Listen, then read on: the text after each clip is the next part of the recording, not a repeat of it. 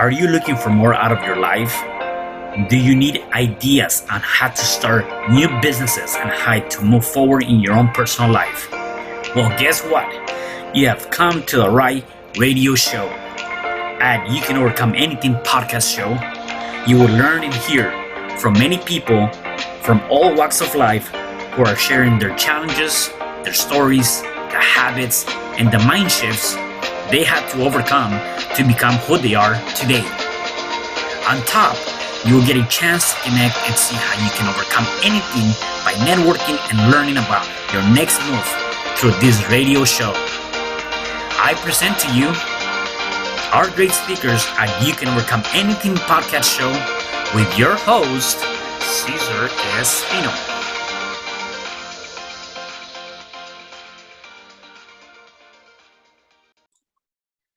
Hey, welcome back to You Can Overcome Anything podcast show with your host, Cesar Espino. And you can find me at www.cesarrespino.com. And today, I have a very special guest. Her name is Maria Egorova. And I want to give you a little bit about her and just have you, learn more about her. But before I do that, Maria, how are you today? Hi, thanks so much for having me. It's such a pleasure. I'm doing fantastic. How about yourself? I am doing wonderful. So let me give the listeners and the viewers a little bit about your background, and then you can fill in the blanks. And if I say something that might not seem right, please let me know. So Maria, she is from Russia, and you came here when you were 21, right? You came here 21 at New York City. So you were there in New York City, and you were in a relationship that turned out to be not so good, and then that became really more of a business for you now that you're helping and empowering people. So without giving much of that, your background is Russian, you've been in the U.S., and now you're in Miami or somewhere over there, right? In Florida? Somewhere in the world. Somewhere in the world, yes. So anyways, based on that, then you have a daughter, right? You have one daughter. Yeah. So why don't you give us more about really where you came from? Originally, you were you're Russian, but what was that like? And I want to know more about your background. So fill in the viewers a little bit about you, and then how did you decide to come to the States? All right. Well, do we have about 6 months? Okay. we have plenty of time. So if we just rewind a little bit. So when I was a kid, watching those movies, Home Alone, what other movie was really my favorite? Something Homebound, something. Okay, yeah. I was watching those movies and just had those dreams that I'm gonna live in US. I loved seeing this life, living in these big houses, because in Russia we grew up in apartments. We only nowadays people do kind of live a little bit in the private houses here and there, but it's just I always kind of knew it. I always spoke to people about it, where people twisted their fingers. And I'm like, yeah, whatever. Right. And so basically, growing up, I just still had that idea. I was really thinking about it, really talking about it. But growing up in a small town in Siberia where people drive oil and gas only, like you can imagine, yeah, people don't even go visit America, let alone move to America. It's it's just unheard of. Yeah. So for me, it was basically my mom did not allow me to go be a choreographer because I've danced all my life professionally. That is where living with passion comes from. Really? I gotta see some of those dancing moves. Yeah, anytime. Awesome, that's good. Yeah, so basically my mom didn't allow me, saying what kind of job is that? So she put me to engineering school, which was my way to come to US as a student. Got it. So was that like a one of those trips for school, but then you decided never to go back? Like I was talking to somebody, and they're like, "Yeah, I came to the States on a visit, and I just never left vacation, and I stayed here." So was that kind of something like that for you? Well, you wouldn't call it going to US on vacation. It's so far, so expensive, and it's hard to get visa. But let's not get into immigration details. I mean, I've been here twice. Okay. And as soon as I came the first time, I'm like, I'm home. I'm really home. Yeah. So I knew it instantly that this is my place. But I had some diplomas still to receive. I had honors, and so I had some obligations that were holding me home. So, but I hadn't I got lucky. I had another opportunity to come here with Mm. another visa next year, Yeah. and that's it. And I came here. I traveled a lot, Yeah. so I've been as a tourist. I've seen a lot of US around, and Nice. that's it. And then, eventually I met my future now ex-husband. Okay. Yeah. That's it. And it's my life never been the same since Yeah. then. So let me ask you this. So you came here the second time, you came here by yourself, or did you come with family? No, I But came here all by myself, to nobody with anybody, just me, myself, and I. wow. So and so now all your family is back in Russia, or they're okay. Yes.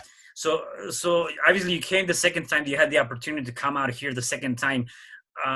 However, what was that one thing that said, you know what, I'm staying? Like what was going through your mind to say, you know what, this is where I'm staying. I felt like I was at home the first time, and so I'm not going back to my home country. Well, so basically, watching Friends in Mm. Russian with translation, you see this New York skyline. Yeah. Everybody like love it. And I've manifested it because I've lived for Okay. over 10 and a half years in New Jersey. We're seeing this skyline. Yeah. So of Wow. course, once I seen it, I'm like, this is it. This is Yeah. home. This is where I belong. Yeah. So it's not like in particular like place or something. It's more of a feeling. That's why I'm intuitive coach. I really rely on feelings a lot. Got So it. that's Got it. just what happened, and I Cool. stayed in New Yeah, York. yeah, that's awesome. And you mentioned you manifested. So what does that mean, right? Because I think that a lot of people, they don't really understand what manifestation means, and it means different things to different people. And I use that a lot. I visualize, I manifest, I do affirmations because I do believe on that. So what does that mean to you? And how can you, if anything, with that, how can that help people? In the short version, it's a dreamer achiever. Hmm. Okay. Basically, because as a kid, I was really like always alone. My sister older than me on 9 years. My dad died when I was 7. My mom had to work, so I spent really all childhood being by myself. As lonely as it was, as tough it was, as many beliefs or fears it brought to me, but what it's given me, ability to dream. Wow. Okay. Because I had this my imagination that goes wild, and I was Yeah. able to just imagine how I live in US, how I go to this fashion show. By the way, yes, I went to New York Fashion Show. Yeah. I Wow. Yeah. manifested that. Wow. And then it's Nice. just when you apply this pure energy, when you kid, right, you're not stuffed up with all of this BS beliefs that are holding you from anywhere. You think you can achieve anything. And so basically all the events were happening in my life were leading me for that dream to manifest, which is living in US. And nowadays my manifestation is just go to another level. Something that I've manifested, like been seen, and I also have visions, I do Reiki, kind of a lot of Yeah, that's awesome. interesting thing that you cannot really touch. Yeah. So 2 years ago, I really seen something that I am doing right now, and I couldn't quite understand what it is back then, but I am living this life right now. So it's more about, like you say, visualization, really dreaming, and then apply certain actions in order to achieve it, because we can dream. It's awesome. It's amazing. It's a great feeling when you have this heart full of love. Yeah. But yet we're not doing anything. Yeah, right. No, and you have a really good point. I mean, a lot of times it's really that it's a combination of different things, right? Obviously, you want to visualize, you want to have that imagination, you want to be able to see yourself someplace else doing something, whatever that might be. And not only seeing yourself, now you have to be able to apply some sort of action, right? That is going to help you get closer to that. Even if you think that that's not the right action, it's just applying something, doing something to get you close to that. So that's pretty awesome. I myself do that and use that kind of concept on a day-to-day basis in terms of things that I'm doing, right? So that's pretty awesome. Now, you said, and you mentioned that, so you came to New York, and then you met your future ex-husband. So can you give me a little bit more about that? So both of us, we were just young, beautiful, passionate. It was like instantaneous love. Yep. It's just that something is just amazing happened. We just met and we knew we just, we want to be together. And so of course we were crazy enough. We got married, but that relationship turned out to be abusive relationship. Mm. Because what did I know at the age of 23? Like, how Mm-hmm. would I know what to look for and everything? So there was physical abuse, there were Mm. mental abuse, Yep. and it has been a lot of trauma that I kind of had really hard time to overcome at some point. But when I Yeah. did, that's when I set myself free. Right. The worst thing is to throw kid to this dynamic. Mm. So at some point I got pregnant, not right away, and I had this beautiful baby doll, and I was always looking at her and thinking, oh my gosh, she's so precious, she's so perfect. Why did she even come into this marriage? Because it was miserable. Mm. My first year of motherhood, as sad as it's saying right now, was miserable because I was just too much into this abuse. Mm. I was abused even being pregnant. I was abused after giving birth. I was abused by being breastfeeding. It was just a never-ending story, and it's just feeling like this little tiny animal being cornered. Like you really have no way out. But then, and she basically grew up on my hands because my ex-husband like wasn't there and not spending time with her. Like every first walk, talk, anything first, I was there to witness, and he was not there to see. And I was just spending so much time on her, looking at her and thinking about like, what is it? Like, what's this gift mean to me? Yeah. Up until that moment when I was hit with her on my hands when she was 8 months old. And that was the last moment we ever lived together. And that the moment was, I understood. Mm. She was, for me, that gift for me to get out of this relationship. Because otherwise I probably would sunk in, because those who have been in abusive relationships, doesn't matter man or woman, because it comes both ways, can understand that it could be really hard to really like leave your abuser, Right. because it's a codependency, it is a significance. And eventually how I let this all go, I really kicked the victimhood out of my system, and I understood Mm. there were reasons in me why I attracted this in my life. And so this person obviously still in my life for the rest of our lives, because he's the Right. father of my child. And Right. um, but I've learned a lot of lessons about my own self, and I've grown so much from it. I let go, I forgave, and I just understood that abuse is just the past, and Mm-hmm. it doesn't define me anymore. But yet I was able to learn valuable lessons. And getting out of this marriage, it's actually interesting thing that he actually left us. It's Wow. not like I was able to get out. It's Yeah. just by event after the event after event. It just kind of happened that he had a woman on the side already, and he just left. That turned out to be another amazing gift that ever happened. Yeah. Yeah, I mean, I can talk about it right now Oh with yeah. the smile Yeah. on my face and just kind of saying it as part of past. But I did at that moment when he left. It was just me and my 2-year-old daughter, and I didn't know what is worse, to live in the misery that we did, or to what do I do now? I don't have no Right. family. I don't work. I wasn't already in the search of work, and it's just like, how do I even do all of this? He just left without Right. saying anything. Just left. Wow. Only 2 years later, found out that there was a woman Mm. there. He was just hiding it. And so and I started helping women that time, those like with something that I've gone through a little bit, like maybe a week ago, let's say some information about divorce, some information Mm. about it, how getting out of abuse, how to, all this information I was just passing along. Mm. So that was just it just pushed me on the path that I was meant to be on without Right. me realizing it. And I've been doing it for quite a lot of time, like I would say about 4 years, up until I actually started to thinking about making it into a career. Wow, that's awesome. That, and obviously it's unfortunate, but yet the message, and I don't know if the listeners and the viewers, got to pay attention to this. Is that you said a couple of things that were very, very critical, and I want to just go back and retouch on those things.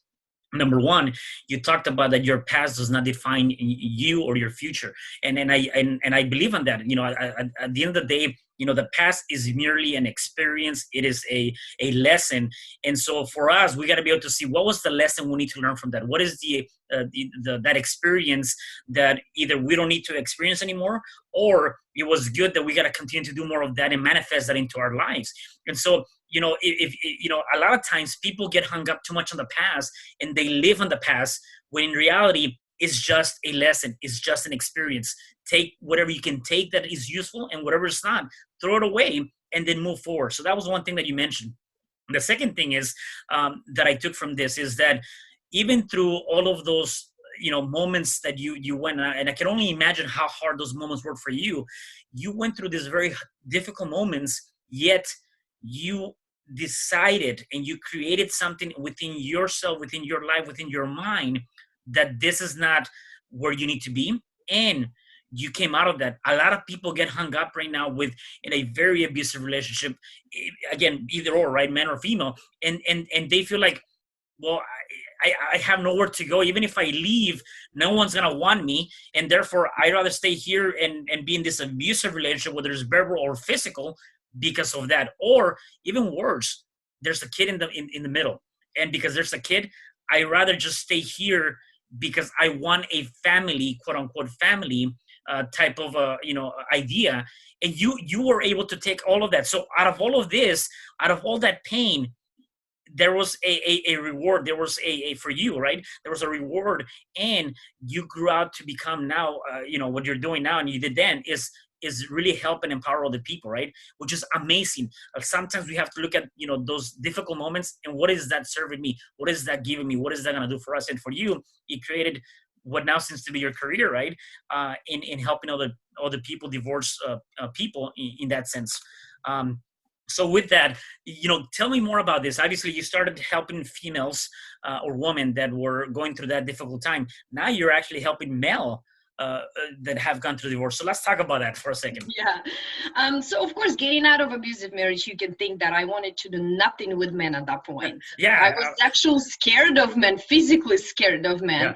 So of course, it was something, it was comfortable, and at the same time, it was just so fulfilling because it was no longer about me, because I went through this all by myself, all alone. I had nobody guiding me. I went through courts by myself. I fought against my ex-husband and his lawyer by myself. And only because I knew what I need to do, and I knew I have a child and I need to do things for her. And I wanted for her to live by example. I was able to just get myself so organized that when I was in the court, judge was saying, oh my gosh, she has everything so organized. I believe every word she's saying, because for everything I had a paper to prove. Wow. Yeah. Amazing. Yeah. So that was just how is it? So I basically became that guide for other women that I didn't have. I went to courts with them. I sat there for an entire day, or sometimes even a few times a day when it was, a few times a week when there was a trials going on, because those that have gone through divorce know that is no joke. My divorce took actually 4 years. Wow, I've been separated for 4 years. We didn't have really assets to divide on anything. We fought about custody battle. It was a custody battle, but not even really anything so serious. It's just more of psychological games that were played. But it can get that long, and it can be very overwhelming. It could be very expensive.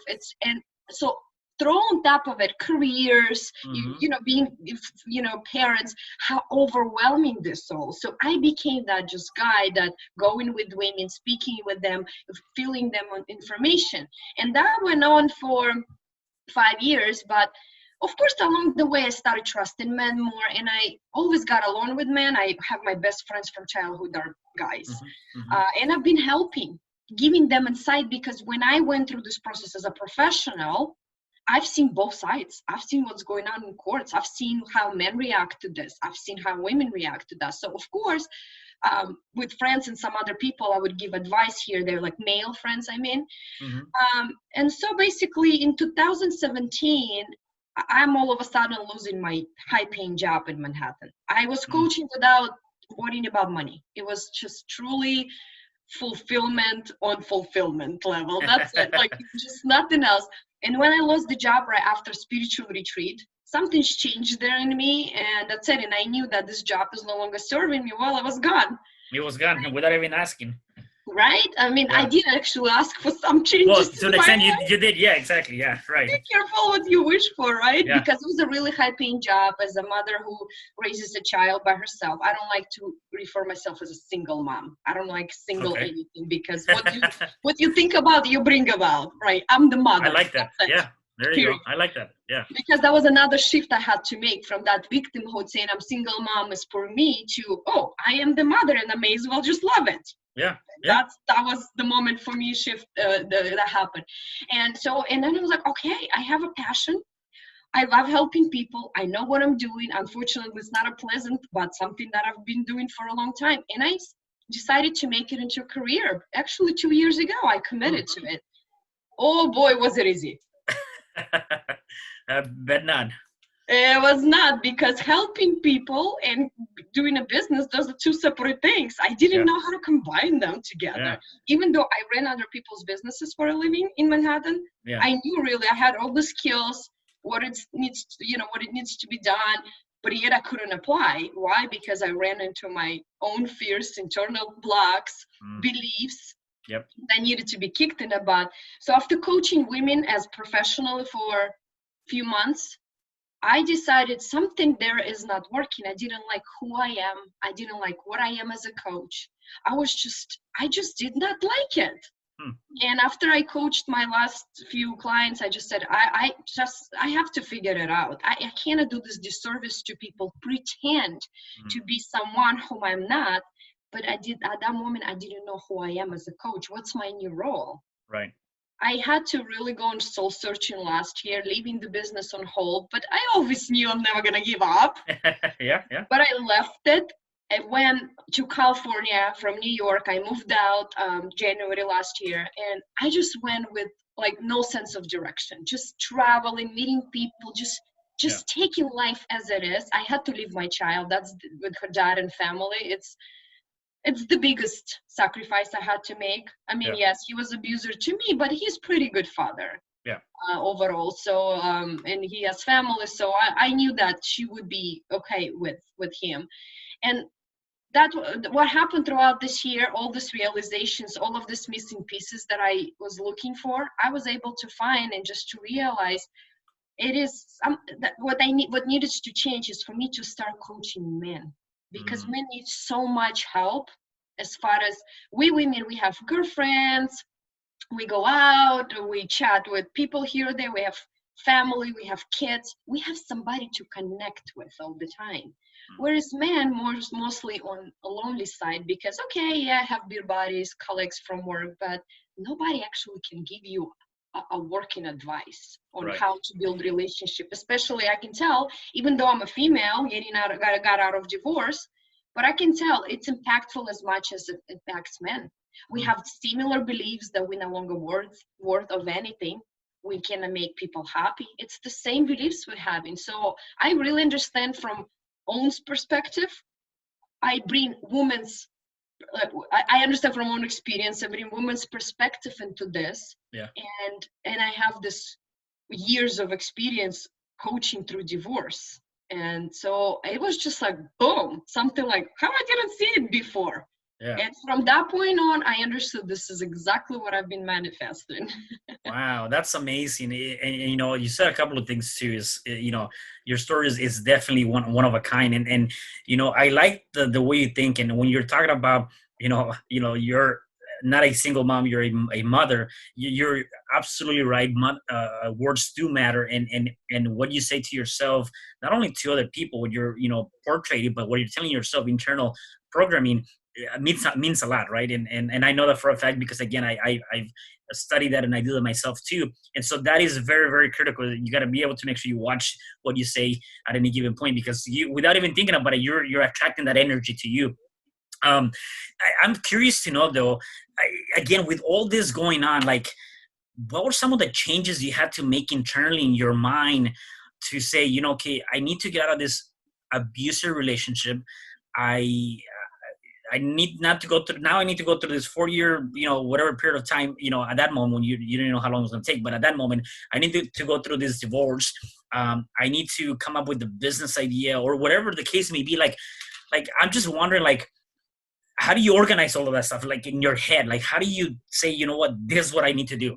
What are some of the habits you had to change or come up with? Well, unfortunately, in my case, the trauma and there is something really, really unpleasant had to happen in order for me to really see, because I always knew that I'm meant to help people as a little child. This, as a matter of fact, this was the missing piece that I had to find. That little Mm. girl inside who was always so kind and compassionate. Yeah. And due to the way I was growing up, like I mentioned, I was very lonely. So of course, that little girl started learning how to close up, because Mm. nobody cares. It doesn't matter for anybody that she's like that, and nobody really sees it, and Mm. she was just alone, right? So I had to find her, because without her I can't really fully unleash myself as a coach, as somebody who serves people. So that was just a huge piece of what I was missing. And my little girl, she's a girly girl. So what I'm referring here to as far as feminine and masculine energy, because Mm. I do Reiki as well. So I work with energy for quite a while now, and I apply it to just everything in the world, not just to relationships, just to anything. So for me, I had to really go through. So basically, living for 10 years in New York, I've been in so masculine because it's a survival mode. I had to Mm. provide. I had to provide. And I refer myself to a caged bird that was once set free, because Mm. I was caged for 10 years, even though we weren't married anymore, we weren't together anymore with my ex-husband, but we co-parent and we lived in the same town. And I just had a hard time to just like let myself out. Mm. At first, maybe that cage was something has to do with being married to him, but then it's Right. just like it's a programming Right. that I Yeah. can't. And at some point, it just came to like I can't do this anymore. Yeah. Something has to change. So when my back was against the wall, that's when I left last year. I left, and actually that was the best decision that I could ever make. Right. I've lived in California for 10 months, and this was something, a dream of mine as well. Yeah. And because It's a dream for me too. I mean, that's why I'm here in LA. I love it. I've lived in LA for almost 10 months. I miss Yeah. it every day, but LA gave me that, because LA has Yeah. such a feminine energy with all this creativity in the air. I Right. just needed to unleash all of Yeah. that with me. So basically, in order to run a business, I need masculine. I need really to be organized, Yeah. schedule calls. But I had to kind of find it everything through feminine, through Mm. just enjoying life and not worrying about where is the money coming from, what I'm going to do. A lot of opportunities came to me while being in LA. They just showed up, and I said Mhm. yes. I Yeah. started running Airbnb in LA, just 2 of them actually. Yeah. And then just kind of like word of mouth and here and there. And then it's just like, because I was still trying to figure out, how do I do a business? Yeah. So as soon as I was able to kick that belief inside that I'm not worthy of being a business person, this is what I had to go through. I Mm. had to kick that belief. I had to really go deep down inside and find it. Why not? Yeah. Yeah. Yeah. What helped me with that is, volunteering at Tony Robbins. That's something I Yeah. do all the time too. So because when you surf, you just get out of yourself completely. And Yeah. just like what I did when I started coaching, going through divorce, it was not about me anymore. It's Yeah. the same thing here. So I was able, every time I crewed UPW of Tony Robbins, every time I would get some breakthroughs about myself, about business, about personal, about relationship, and it would be just mind-blowing. That's awesome. So I had to really go through this, and it's not like, okay, I had this business idea in my mind for a long time. No, not really. Just everything kind of came. Mm. Yeah. No. And one thing you mentioned too is that at the end of the day is there's not gonna be anybody else that's gonna believe in you as much as you believe yourself. And the biggest fight that you're gonna have with anything in anything for that matter is the fight that you have in your head. So if you can conquer that, if you can fight that, if you can tell yourself, knock it off, I want to do this because I'm gonna do this, and you create that determination, man, you're gonna be able to do any of that stuff and more, right? And it might take time, and that's the other thing too, is it takes time to build the foundation. Yet once that foundation is built, you're definitely heading in the right direction. And that's what you've done. You've gone from you obviously been in major cities that there's so much abundance when it comes down to business, yet you had to find yourself, you specifically, to say how can I, what's the next turn, right? So going from New York to California to now Florida, I mean, all of that is amazing. I commend you for that. You're definitely doing something great with that.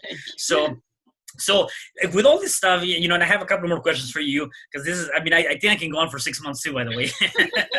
so, um, so do you have any kind of, Tony Robbins talks about rituals. That's what he refers to them as rituals, right? My mentor Marshall talks about habits, so it's not the same thing. Do you have any rituals? Do you have any habits? Do you have any specific things that you do every day to put you in the same and in the right mindset for the day? Yeah, so I wake up with a gratitude meditation. Okay. So before, it's on the phone, but I'm not touching Yeah. phone as far as Facebook or WhatsApp or anything. I just put that meditation, and this is what I wake up. I put a smile on my face. Okay. And I go on with my day because my day starts early. I have calls starting 8 in the morning because I have a couple of other things that I run besides coaching. And so I have the structure of a day, and I always meditate between my calls. Oh, nice. Okay. Just to release the energy, because I can have anywhere from 10 to 20, 25 calls a day. Mm. It is hard to sustain. So meditation for me, it is something that it is a very important part of my day. I could do 2, 3, 5, 7, 10 different meditations depending on how much time I have. So that is so important. The diet is important. I'm vegan. But it doesn't mean, everybody has to be vegan. It's more like finding what works for your body, because I haven't been sick in a couple of years, haven't gone to doctors, haven't had fevers or anything like that. I don't take medications for about 3 years now. Wow. I have so much energy that sometimes it's just like I need to calm myself down. I get too hyper on things. And I am an extrovert. I feed off of, I not feed off, like I light up from energy from others, that I'm receiving from people, and that's why I have to sort of protect myself with Reiki. That is, I haven't, I'm a Reiki practitioner, so that's something I could do. I do journaling. Okay. That is important part, just to lay all the thoughts out. I'm writing 3 books at the same time, so it's like it's important to just let it out of your head, and it's going to be safe somewhere or typed. Type this nowadays, or put on your phone or something. Yeah, no, that's awesome. I like to dance too. That's something really big part. So I put music on, and it's just that's really good to unleash your feminine too. Whether it's a man or a woman, it doesn't matter. Just tap into it. It's something that I love doing as well. And awesome. I don't watch TV. I haven't watched TV for 2 years. Wow. Well, I don't know news. Hey, you know what? No news is better news, because believe me, there's not anything good in the news. It's amazing that there's so many different things that you're doing that I do myself too, and I believe that a lot of times when you're hanging around with people that are playing at a different level, or they have a vision, they have an idea, an end goal in mind. They create these habits or these rituals that are going to, at the end of the day, put you closer to that next level. And a lot of things that you talked about, I actually do too. I haven't watched TV for almost 2-3 years too. I don't listen to music either, although I do love music. I love dancing. I need to do more of that too, though. So, anyways, that's that. But I love a lot of that stuff. I don't think I have the moves yet, but I got to learn how to do that. And one thing that I do is in the morning too, which I think for me has been, it was very hard, and I would say it's like anything, things that you were talking about, getting out of your head, getting out of being able to say, you know what, you can do this, you can get out of this abusive relationship and make something bigger and greater and help other people. It's very similar to that. One thing that has been very, very difficult, and I go back to the point that I had mentioned earlier, is that the one person that we want to make sure that we take care of first is yourself, which is kind of what you're doing. Because without that, you cannot take care of your mom, your dad, your kids, anybody in that manner. You have to make sure that you are centered and focused.